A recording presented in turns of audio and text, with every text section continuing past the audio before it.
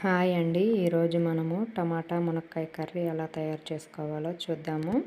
ముందుగా stove on చేసుకొని ఒక బాండ్లో పెట్టుకొని అందులో ఆయిల్ వేసుకొని పోపు దినుసులు వేసుకొని ఒకసారి మిక్స్ చేసుకోండి. ఇవి కొంచెం కలర్ చేంజ్ అయిన తర్వాత ఒక మీడియం సైజ్ ఆనియన్ తీసుకొని ఇలా చిన్న చిన్న ముక్కలుగా కట్ చేసి వేసుకోండి. అలాగే 2 పచ్చిమిర్చిని తీసుకొని చీరుకొని వేసుకోండి.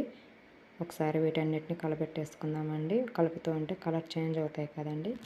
ఇవి గోల్డెన్ బ్రౌన్ కలర్కి వచ్చిన తర్వాత అందులో 2 రెమ్మల కరివేపాకు వేసుకోండి. అలాగే ఒక 4 నుంచి ఒక 5 మునక్కాయలు తీసుకొని ఇలా పొడుగ్గా ముక్కలు కట్ చేసి వేసుకోండి. అందులోనే మనము కట్ చేసి పెట్టుకున్న టమాటాలు కూడా వేసుకోవాలండి. ఈ వీడియో మీకు నచ్చినట్లయితే ఈ వీడియోకి ఒక లైక్ చేసి నా ఛానల్ని సబ్స్క్రైబ్ చేసుకోండి. మీ ఫ్రెండ్స్కి రిలేటివ్స్కి ఈ వీడియోని షేర్ చేయండి. అందులోనే ఒక 1/2 టీ స్పూన్ అంత పసుపు, రుచికి సరిపడా సాల్ట్ కూడా వేసేసుకొని ఒకసారి వీటన్నిటిని బాగా మిక్స్ చేసేసుకొని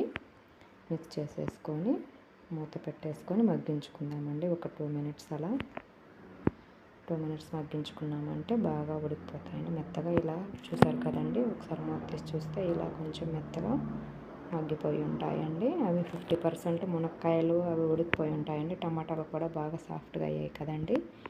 ఇప్పుడు అందులో మనము ఒక 1/2 టీ స్పూను కారం వేసుకోవాలండి. ఒక ఫుల్ టీ స్పూన్ కారం వేసుకోండి.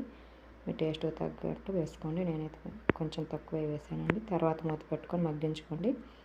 ఒక 2 మినిట్స్ మూత పట్టించుకొని మగ్గించుకున్నామంటే పచ్చి వాసన పోతుందండి. చూసారు కదా, ఇలా అయిన తర్వాత ఇందులో ఒక 200 ml ఆఫ్ వాటర్ వేసేసుకోండి. 200 ml వాటర్ వేసేసుకొని ఒకసారి బాగా మిక్స్ చేసేసుకొని మూత పెట్టుకొని మగ్గించుకోండి. మునక్కాయలు బాగా ఉడికిపోయిన తర్వాత మూత తీసి చూస్తే ఇలా ఉంటాయి కదండి. అందులో కొబ్బరి, వెల్లుల్లి